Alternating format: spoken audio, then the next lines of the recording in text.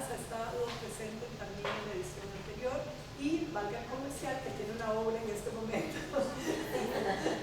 en el Teatro de la Aduana. Termina el viernes, por si además de verla en este papel, quieren verla en el otro de actriz. Yo voy a intentarlo. Bueno, Erika, muchas gracias. Muchas gracias, María. Buenos días a todos. Gracias por venir. Sé que es un esfuerzo llegar a las 8 y resto hasta ahora aquí.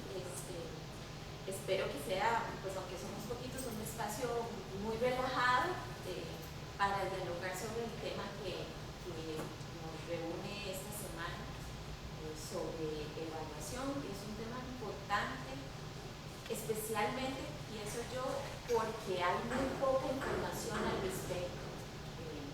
Y como mi conversación, taller es sobre artes dramáticas, y quería enfocarme en artes dramáticas, aunque disculpen los profesores de las otras áreas, hay especialmente poca información sobre evaluación en artes dramáticas. ¿Cómo evaluamos a nuestros estudiantes a nivel superior?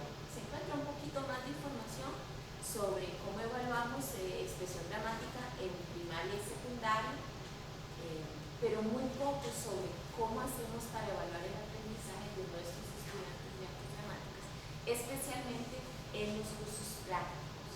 En nuestra escuela los cursos prácticos son los más, digamos que los que tienen muchos más cursos: actuación, 6 cursos de actuación, y puesta en escena, que son los cursos de dirección, que son 3 grandes cursos.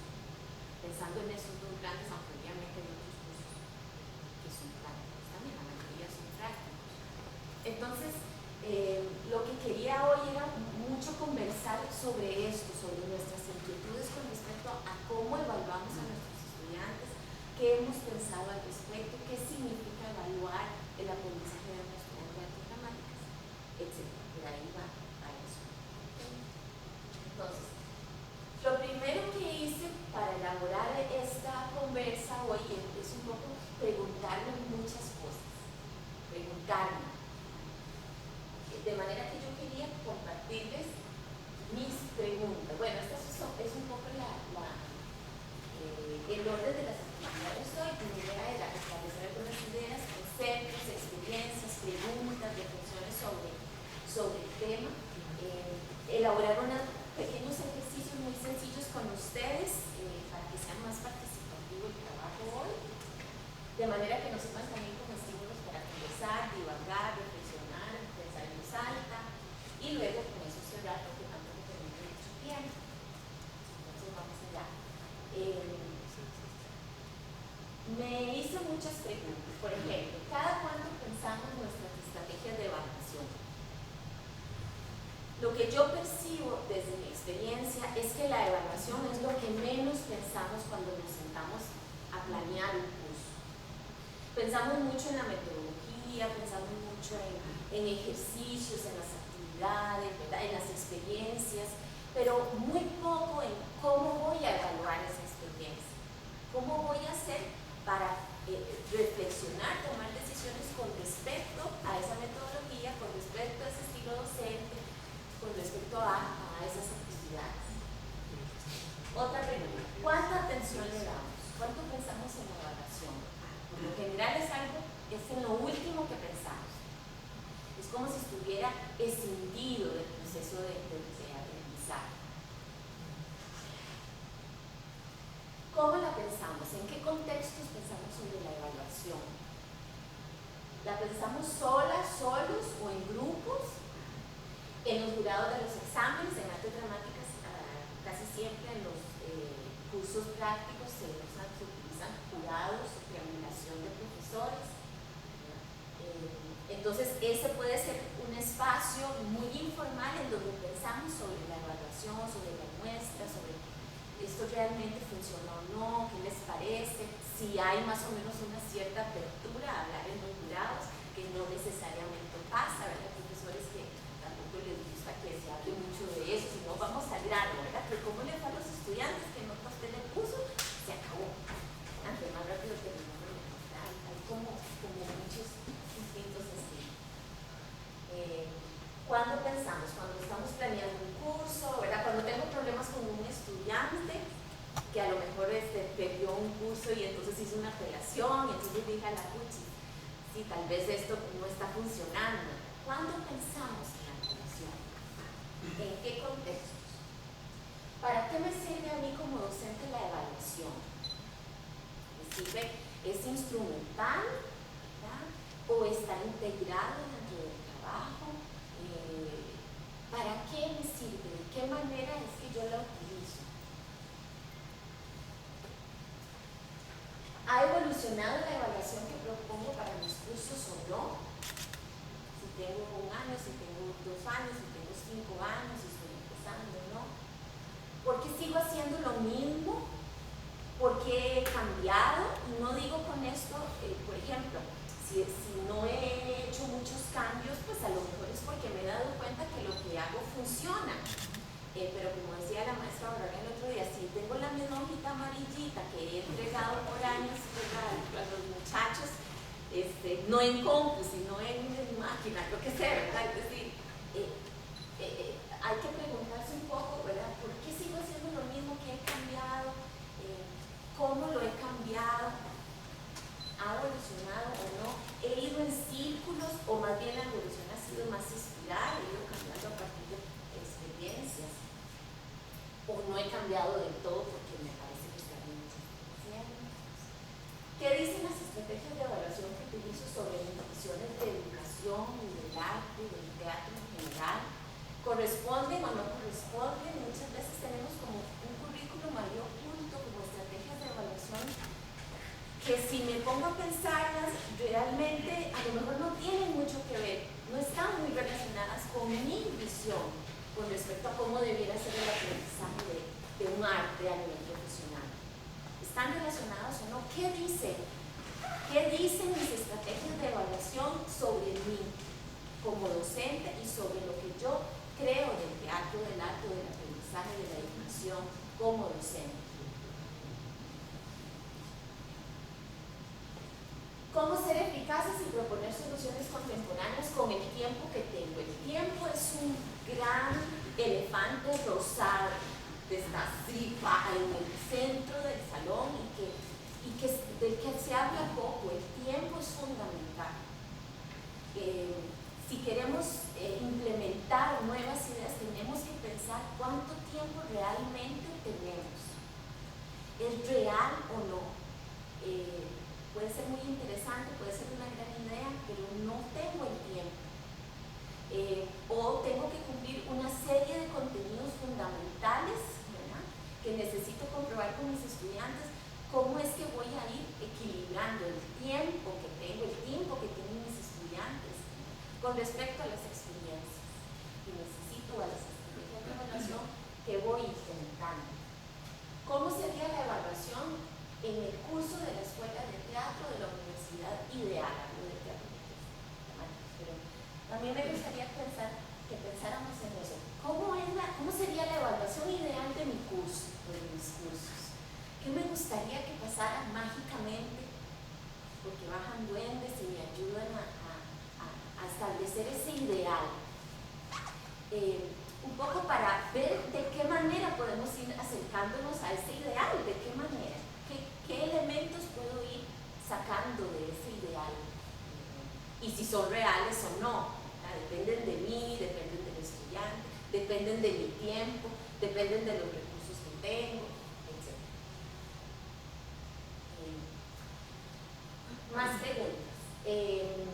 Esta maestra estadounidense que se llama Beth Hennessy tiene muchos artículos sobre la relación entre creatividad y aprendizaje. Ella ha trabajado más con niños y con adolescentes. Y ella habla en este artículo sobre creatividad y aprendizaje de los 5 elementos que matan la creatividad, muy relacionado con respecto a niños y adolescentes, pero que yo creo que nos funcionan para nuestro contexto también. Ella dice que a partir de muchos experimentos que ha hecho en clase con compañeros, se ha dado cuenta que estos son los elementos que son la muerte de la creatividad a la hora de establecer el tiempo y la restricción, es decir, restricciones demasiado cortas de tiempo o demasiadas, órdenes demasiado restrictivas, ¿verdad? Solo puedes hacer esto y esto y esto, o yo te escojo lo que vas a hacer, etc.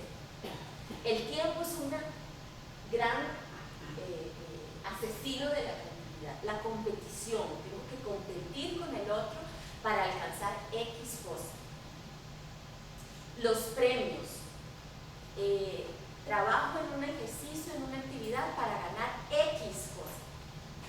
Un juguete, en el caso de los niños un juguete, en el caso de actividades que se han hecho con adultos, dinero, han hecho la misma actividad en grupos para lograr algo a partir solamente de intereses, del interés del grupo por construir algo, y el mismo ejercicio para poder lograr algo de dinero, y son los resultados del dinero son mucho menos interesantes, alcanzan mucho menos objetivos que aquellos en donde no hay ningún premio del por medio.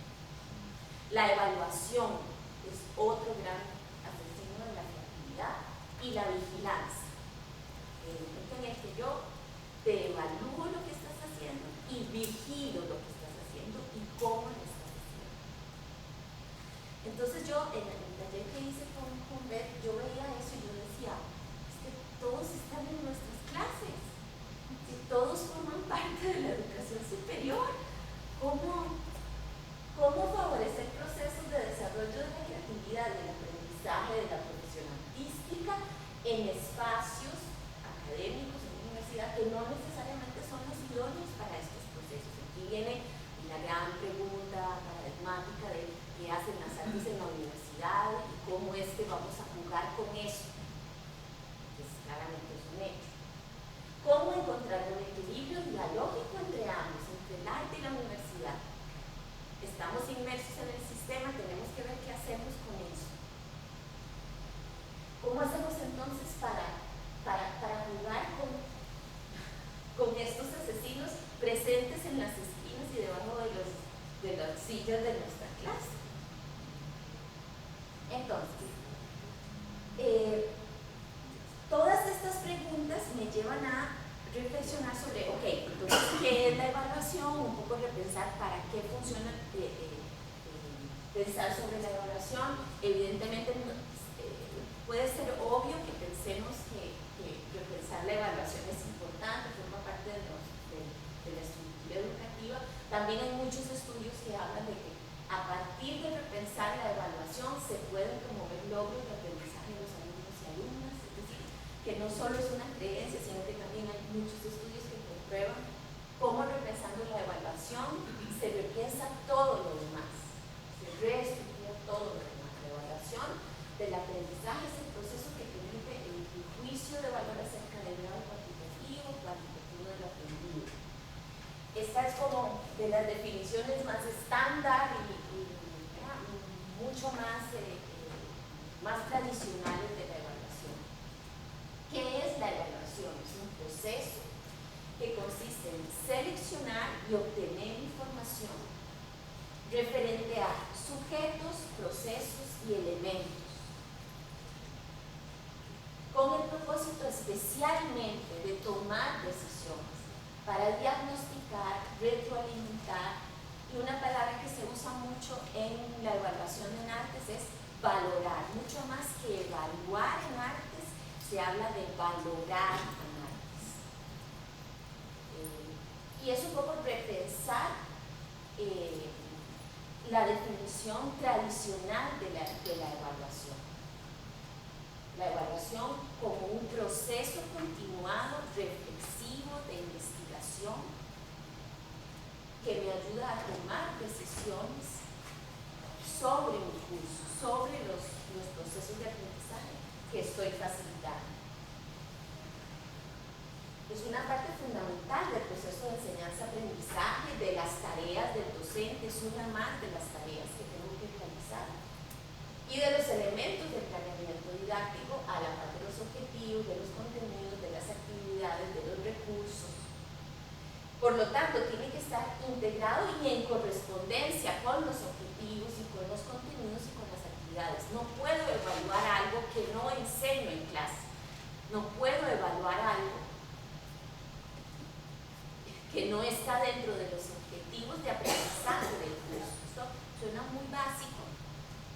pero conozco casos en donde eso no sucede.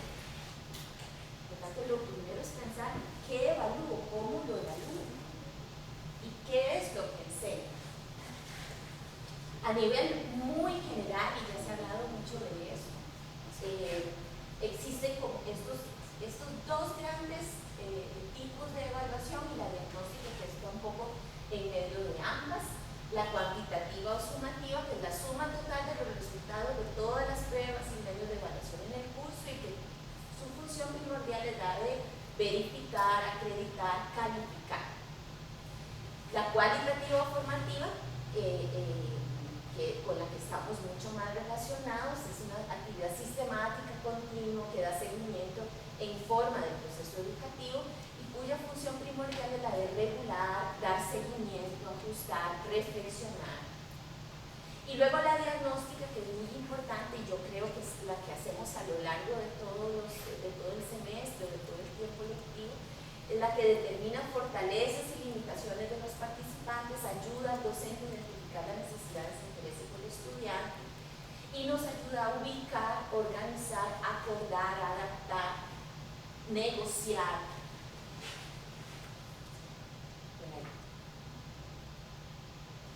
De manera que la evaluación cualitativa o formativa, que tal parece es la que más se ajusta a nuestras necesidades en el caso del aprendizaje de las artes, es también llamada auténtica o alternativa, y habla justamente habla mucho de eso que les dije, no se utiliza evaluar, sino valorar, o assessment en inglés, es como se encuentra más información. Y tiene estrategias de evaluación o de valoración no tradicionales, como portafolios, como bitácoras, presentaciones, muestras. También es llamada performance assessment o valoración de la ejecución, ¿verdad? Evaluación de la ejecución, que da evidencia del aprendizaje del estudiante y de la aplicación de los contenidos expresivos. Es mucho lo que se usa en teatro. Damos seguimiento a partir de lo que el estudiante puede demostrar o puede mostrar que sabe hacer, no solo en lo cognitivo, sino también en lo psicomotor y en lo cognitivo. Es decir, puede aplicar eso que sabe en escena, puede aplicar esos contenidos. También dentro de esta área de la evaluación cualitativa también está la valoración ongoing, proceso, ongoing assessment, que es la valoración de los procesos, y es una investigación continuada que elaboramos a lo largo de todo el trabajo.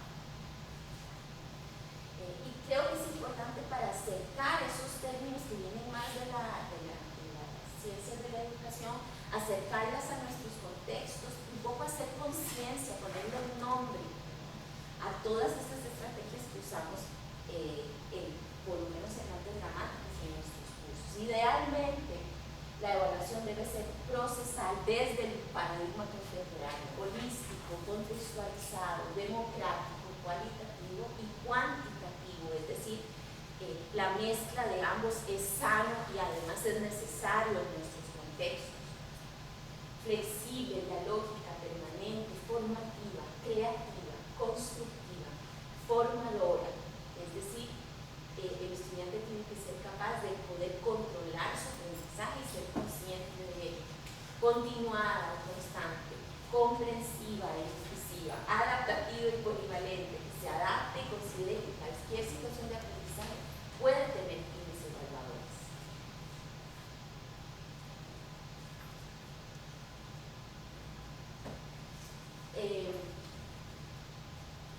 Y este es un cuadro muy interesante que nos puede ayudar a verificar un poco cómo también se evaluaba a partir de los viejos paradigmas, cómo es que tradicionalmente se ha evaluado en artes, porque a pesar de que habla sobre creatividad, creo que está muy relacionado con cómo se ha evaluado en artes por mucho tiempo en nuestras escuelas, y cómo es que tenemos que ir transformando esa visión tradicional de la evaluación de las artes a nivel profesional.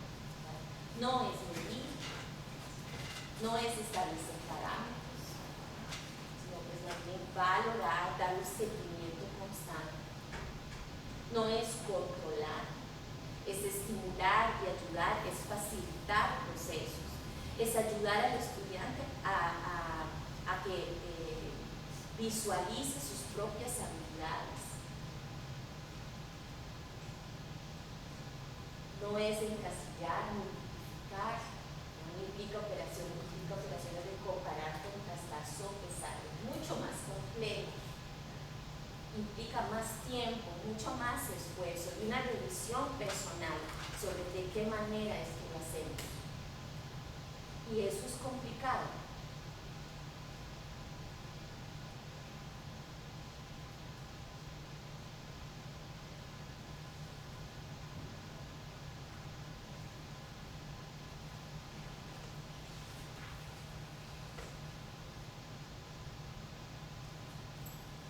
Entonces, ¿qué es lo que pasa? Cuando no denominamos el sistema de evaluación, recurrimos a una valoración ética o estética en artes, dependiendo con un lindo feo, bueno o malo, me gustó, no me gustó. Es muy clásico en nuestras aulas. O yo, profesores, o yo, colegas, oye, colegas, hablar así. Y de esto no se habla. No hay escritos que hablen sobre esto, se escribe poco académicamente sobre esto.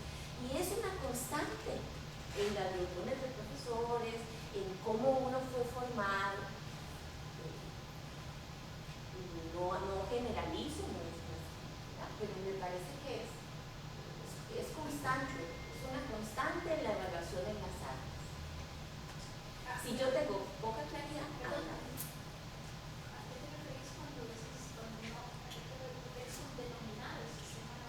cuando no tengo claro qué es lo que estoy proponiendo como contenido, ¿verdad? Tampoco tengo claro cómo evaluar eso. A eso me refiero con denominar. Si no le ponemos nombre, ¿verdad? Y claridad, no tenemos claridad sobre ese contenido, ese grupo de contenidos, no sé cómo evaluarlo objetivamente. Tampoco, ¿verdad? La subjetividad forma parte de nuestros procesos, pero a eso me refiero. Entonces, si no lo tengo muy claro, o si tengo una idea ideal de cómo tiene que ser X trabajo, entonces comparo a partir de ahí. Si el estudiante no llega a X resultado, que es el que yo creo que está bien, entonces el estudiante no es talentoso, no debería ser actor, debería ser director, ¿verdad? O hacer taquilla. Suena muy cruel y muy duro, pero eso se oye. Se oye eso.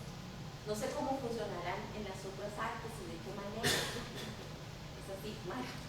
Incluso el punto de comparación, o sea, no se trabaja la particularidad, como hemos conversado durante esta jornada, no se trabaja a partir de la particularidad del estudiante y sus propios problemas, sino que se hace a partir de la comparación de cuál es el mejor del grupo. Exacto. ¿Verdad? Entonces ese es el que establece la mejor o mayor norma. Exacto. Y mejor en relación a qué.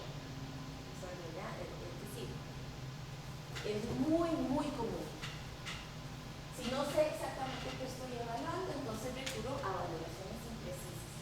Y se evalúa todo. Es esa sensación que uno cuando termina un curso pone la nota un 8, un 9 y ya tiene todo el desglose de la evaluación y el estudiante se sacó un 8 objetivamente, pero que uno queda con la sensación de que este estudiante no era de 8 sino era de 9 o era de 10 o era de 7.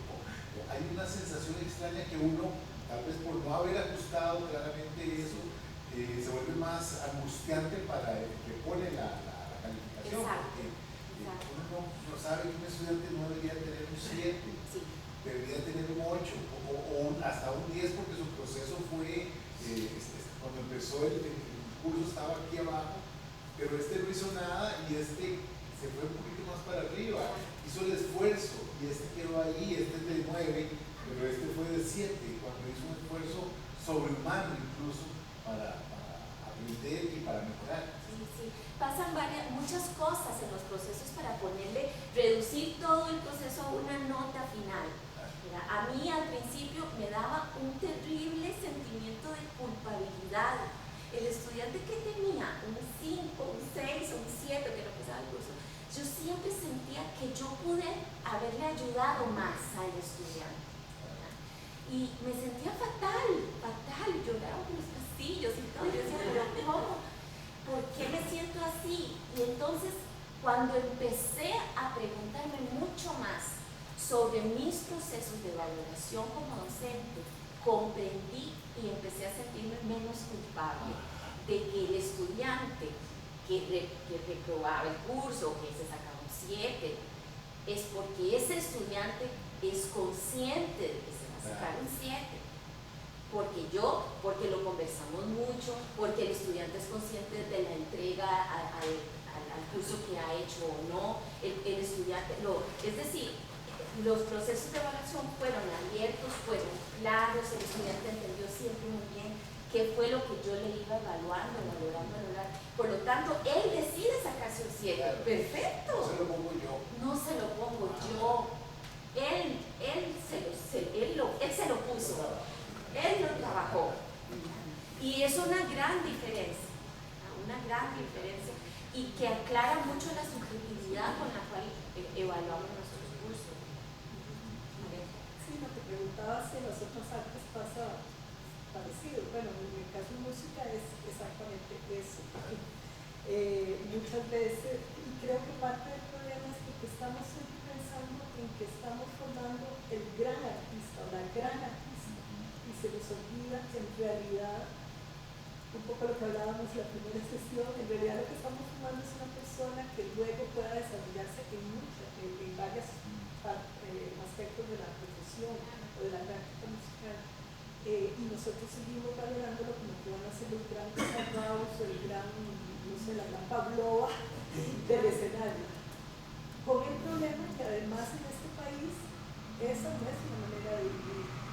Uno no va a vivir, aunque llegara a ser el gran Carrau o la gran Pavlova, no va a vivir de eso, va a vivir de otras cosas. Yo creo que sí es un tema que habría que reflexionar mucho en torno a las escuelas. Repensarlo. Sí, claro. ¿Qué es lo que queremos? Claro, ¿qué es lo que aprende el estudiante? Porque una cosa es lo que uno enseña y otra es lo que ellos aprenden, dice María Caso, ¿verdad? ¿Qué es lo que aprende? El estudiante aprende un saco de técnicas que le ayudan a defenderse y alguna ética. Si tienen un cierto acercamiento a procesos más profesionales, alguna ética. Y eso es, y el estudiante decide qué hacer con eso, punto. Entonces, evaluamos todo, evaluamos hechos, conceptos, aplicaciones, actitudes, valores. ¿Verdad?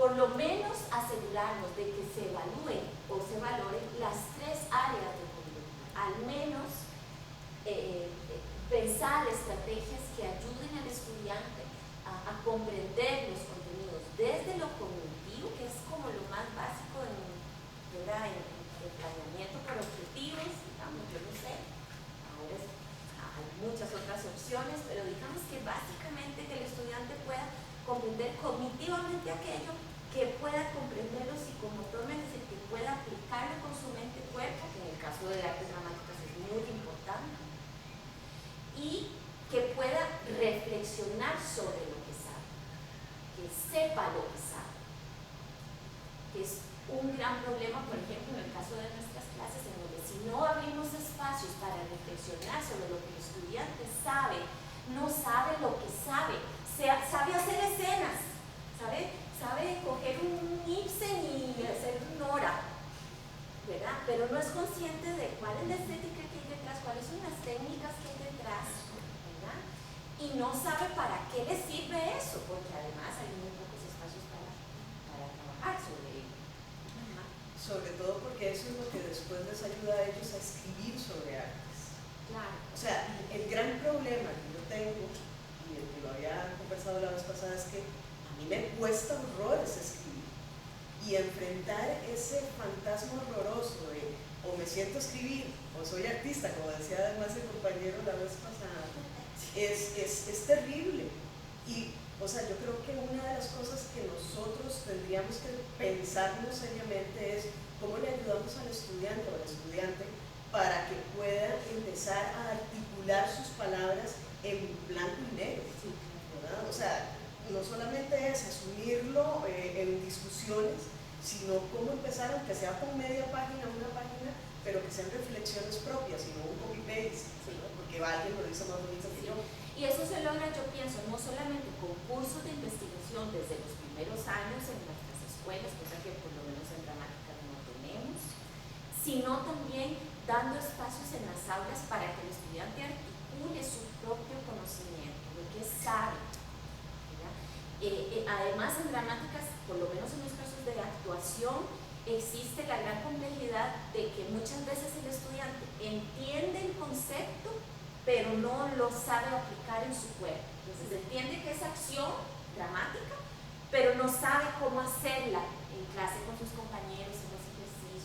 Entonces llegas a decirle, mira, yo en las devoluciones, yo sé que usted no entiende, pero no se ve en lo que usted hace. ¿Pero cómo? Pero es muy fuerte, porque es un proceso de integración mente-cuerpo que el estudiante tiene que hacer. Perdón, ya lo interrumpo más, pero una cosa, esto nos lleva a otra cosa también, que es como nosotros articulamos ese pensamiento para comunicar. Y esto nos afecta también en la escena, y nos afecta en nuestro quehacer profesional y artístico. O sea, nosotros comprendemos y queremos decir mucho, pero cuando llegamos a hacerlo no podemos comunicarlo porque no hemos sabido cómo articular eso en una reflexión, en un discurso. Y eso para mí es fundamental. Me parece que eso es lo que nos ayuda a establecer con el público de nuestro país, con el público del mundo, con el espectador, las espectadoras, precisamente esa conexión que nos hace diferentes al resto. Y sobre todo cómo se conectan con otras áreas del conocimiento, me parece. Nosotros en artes plásticas tenemos una serie de cambios que hemos hecho, donde hemos integrado la parte teórica junto con la proyectual y la parte técnica. Claro, tengo que explicar espacio técnico, espacio virtual, en términos de que de 12 horas que es un bloque de estudio para un estudiante, por ejemplo, de diseño de estampa, de grabado, 4 horas hay que dedicarlas a la cuestión teórica. Y ahí se les enseña paso a paso, de una manera de lo sencillo a lo complejo, como van los 4 semestres que están en especialidad, a escribir o a organizar reportes o desde el punto de vista académico. Pero también no podemos tener una sola receta, porque hay estudiantes que necesitan primero hacerlo para después entenderlo, hay otros que necesitan primero leerlo para poder entenderlo. Es una situación individual. Y si nos ponemos con un objetivo general o una meta, o un ejemplo, como dicen ustedes, poder el mejor estudiante como límite, estamos mal por los niveles de desarrollo individual que, como hemos hablado en otras discusiones, nuestro estudiante tiene que ir acumulando su propia madurez para que después haga el clic. Y algunos lo hacen en el primer semestre, otros lo hacen en el segundo semestre y otros en el tercer semestre. Y a los que van a hacerlo en el tercer semestre, pues vamos con el primero, los estancamos, porque no los dejamos pasar, no los dejamos seguir. Entonces es una situación muy, o sea, hay que tener claros los objetivos para decir, bueno, cumplió los objetivos del curso, que en 10. Y lo van a cumplir en diferentes niveles. Y no ponerse como algunos profesores en antaño, todavía quedan algunos que no ponen 10 porque si ponemos 10 que ustedes sean más que uno, ¿no? Claro. Es al nivel en que esté estudiando. Llenó los blancos en el 10. Y la buena nota, con un buen argumento a la parte de la buena nota, es estimulante. La mala nota, además de que es frustrante para el estudiante, también es frustrante para las aspiraciones posteriores, porque ¿quién va a competir para una beca de friega con 7 y 7 medios, que les encanta ponérselos. Y cuando ha sido nada más por un criterio de excesa rigurosidad o excesa vanidad del profesor. Eso es lo peligroso, ¿no? Cuando no es una decisión del estudiante, como decía, que es el docente, que busca, ¿verdad? Como desde ese lugar ahí, desde ese podio. Pero ahí la cultura, que es importante que es, ¿verdad? Los hemos tenido estudiantes extranjeros en un curso y eso es un aspecto cultural, se nota inmediatamente. O sea, hay otra forma de encarar el fenómeno.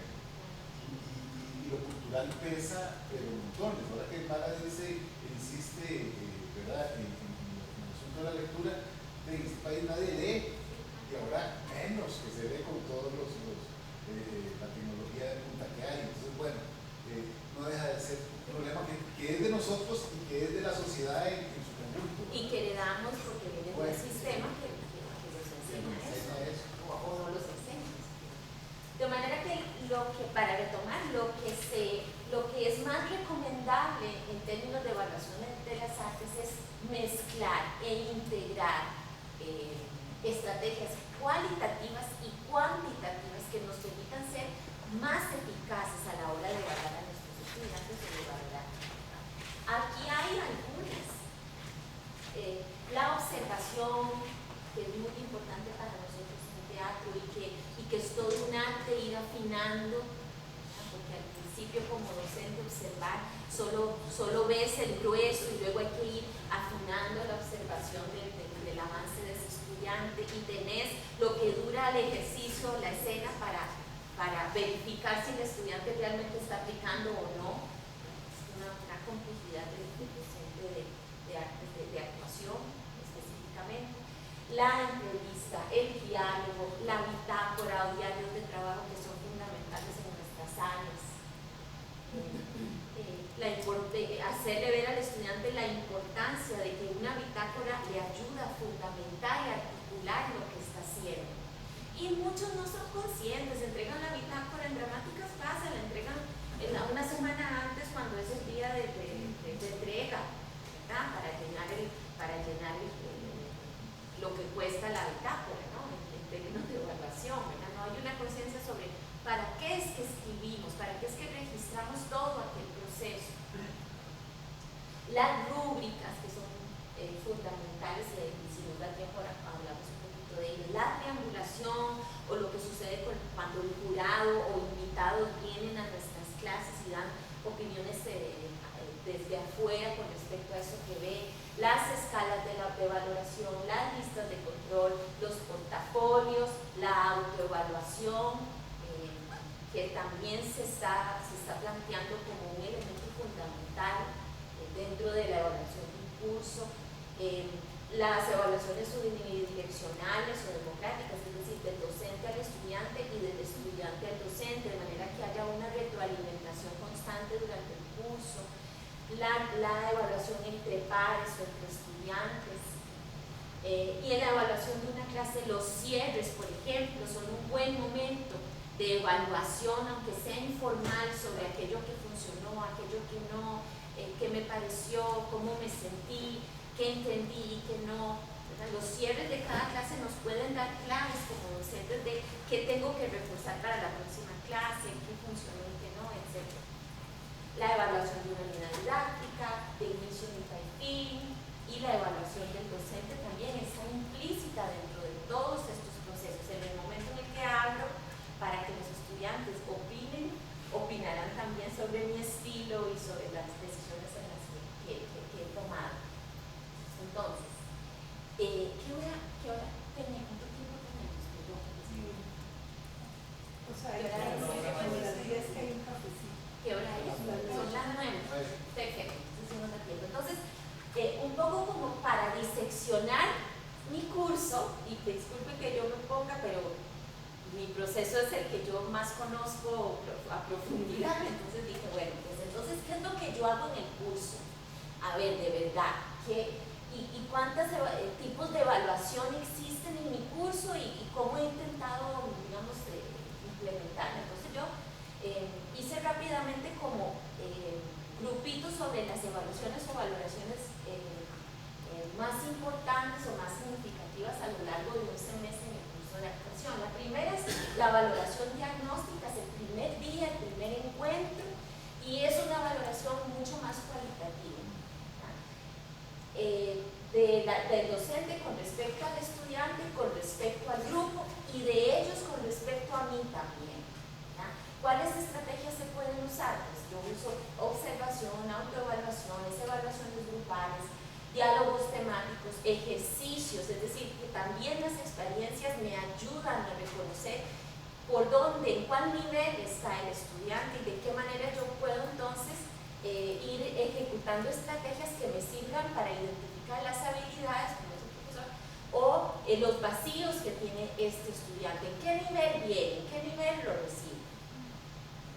¿Para qué? Pues para ver actitudes, conceptos, disponibilidad, resistencias con respecto al curso, con respecto a los temas del curso, etc. La segunda valoración es la procesual y es la que sucede a lo largo de todo el semestre, que puede ser cualitativa y también cuantitativa. Es decir, es la que sucede conmigo respecto al estudiante y al grupo, en donde también aparece la figura del asistente, que en los cursos de artes dramáticas, en los cursos prácticos, se ha vuelto, por lo menos para mí, muy importante, porque es un ojo externo que no es otro colega, sino que es un estudiante avanzado normalmente, que sirve de nexo entre el profesor y el estudiante. De manera que tengo otra opinión, tengo una ayuda, y el estudiante a veces no me dice cosas a mí, sino que se las dice al asistente, porque encuentra en el asistente mayor afinidad en cuanto a edad, en cuanto a proceso, niveles de proceso, etc. Por lo tanto, para mí la figura del asistente es muy importante y se ha vuelto básica en los cursos. Estrategias a lo largo de todo el semestre: observaciones, autoevaluaciones, coevaluaciones, diálogos temáticos, críticas con respecto a lo que vemos en clase, con respecto a cómo van los compañeros avanzando o no, qué logran o no, bitácoras, lecturas, listas de control, rúbricas, devoluciones, para ver actitudes, avances, estancamientos en los estudiantes, aplicaciones, es decir, si realmente el estudiante logra aplicar el concepto o no. Y también a lo largo del semestre se toman en cuenta las circunstancias del estudiante, que son muy importantes en los cursos de arte, que es algo de lo que también se habla poco, pero uno debe valorar las circunstancias sociales, culturales, personales del estudiante dentro del proceso. Aquel estudiante que tiene que trabajar de noche para poder estar en la U es distinto de aquel estudiante que lo mantienen los papás y viene en carro a la U y se va a la casa y ve tele toda la tarde, ¿verdad? O aquel estudiante que es madre soltera, o aquel estudiante, etc. ¿Cuáles son los contextos de donde que recibimos a los estudiantes? El que acompaña ese proceso de aprendizaje. Todo eso, por lo menos yo intento valorar y tomarlo en cuenta. La tercera evaluación, que son las evaluaciones puntuales, las terceras evaluaciones son aquellas puntuales en las muestras finales o de mediano proceso, en donde puedo valorar al grupo, puedo valorar al estudiante, puedo valorar al conjunto del grupo en compañía de jurados, es decir, de colegas que llegan a observar lo que está pasando, por dónde va el proceso o cuál es el resultado de ese proceso, en el caso de los exámenes finales, y el asistente, que también me sirve como mediador. Y ven que las flechitas están para allá y para acá, es decir, en el momento en el que haya apertura, tengo que recibir y tengo que volver a echar marcha atrás, decir esto funciona, esto no, reflexiono sobre aquello, esto fue una tontera porque no funcionó, me equivoqué aquí, me equivoqué allá. Algunas estrategias: observaciones, autoevaluaciones, coevaluaciones, rúbricas, devoluciones, sobre todo para ver actitudes, avances, estancamientos, comprensión y aplicación de conceptos en situaciones de presión como los exámenes o las muestras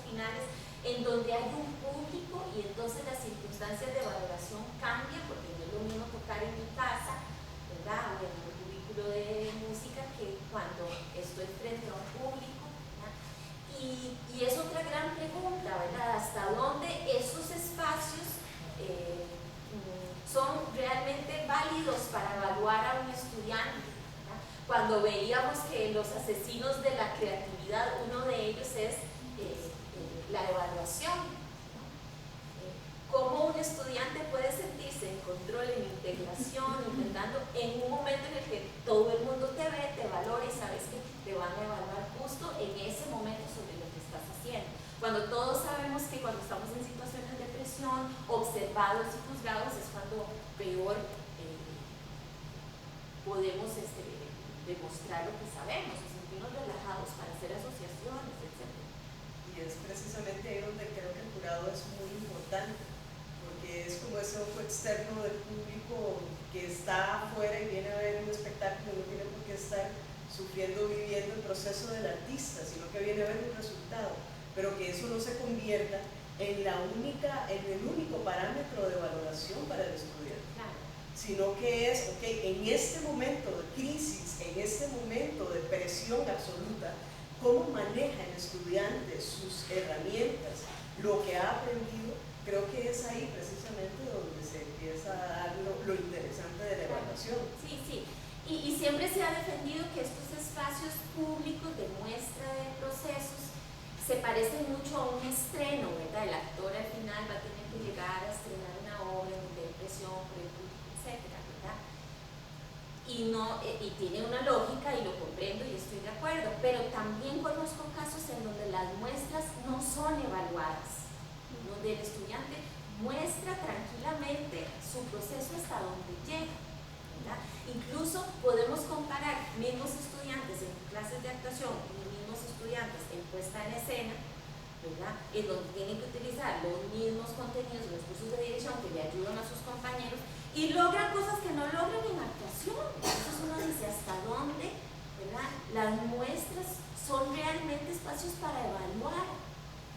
Yo no sé, yo no estoy ni a favor ni contra, tengo un signo de pregunta. Sí, yo también me pregunto, porque son espacios controlados de crisis en los que ellos pueden entrar dentro de nuestro espacio, donde ellos pueden probar eso, ¿verdad? Y a mí eso me llama mucho la atención, tanto como que no sean evaluadas las muestras, como que sí lo sean e implique esa presión para el estudiante, porque es el espacio controlado que tenemos en la academia para poder ayudarle a enfrentar eso desconocido. Sí, sí, claro. Son controlados, pero aún así hay crisis, ¿verdad? Entonces, por supuesto que no es lo mismo que presentarse profesionalmente, ¿verdad? Donde te van a juzgar con otros criterios. ¿Sí? Es relativo lo controlado. Es relativo. Cuando es solamente conjurado, es entre comillas controlado, pero en realidad me parece que es peor. Cuando hay público, no es. ¿Cuál es el control? Claro. El público es libre, puede hacer cualquier cosa. Y además, ¿qué pasa dentro de este set frente a ese público? Eso, ¿quién tiene control? Y la abuelita que ve la muestra al final le dice, ¡ay, mijito, qué lindo! Que lo hizo lindísimo, mira, ¿cómo que perdiste el curso? ¿Por qué se lo hiciste lindísimo? Desde el criterio de la abuela, ¿verdad?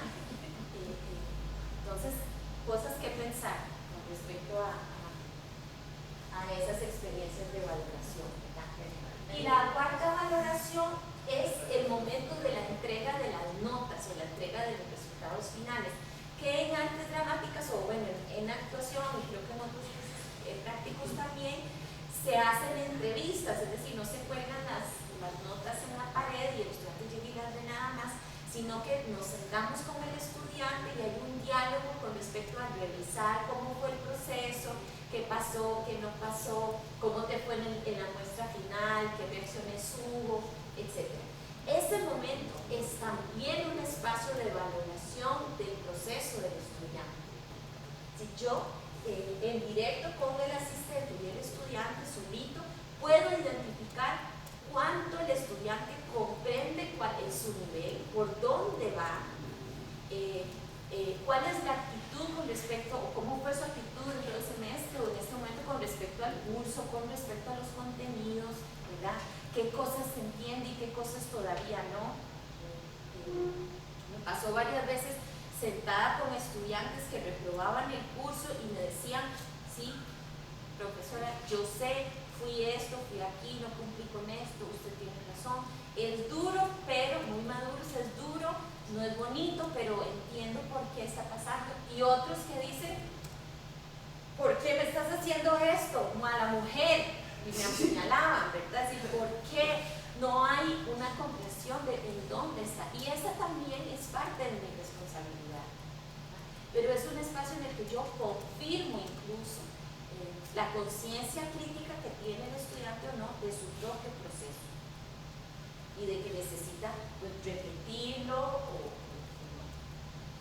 Y una última, que es la evaluación del curso y que es más cualitativa, que se puede hacer al final o en el medio, en donde los estudiantes, normalmente yo la hago al final, pero puede también a partir de las necesidades del grupo hacerse a la mitad, en donde hablamos sobre qué les pareció, qué no, qué creen que funciona, ¿verdad? Y son más herramientas para tomar decisiones con respecto a lo que va a pasar más adelante.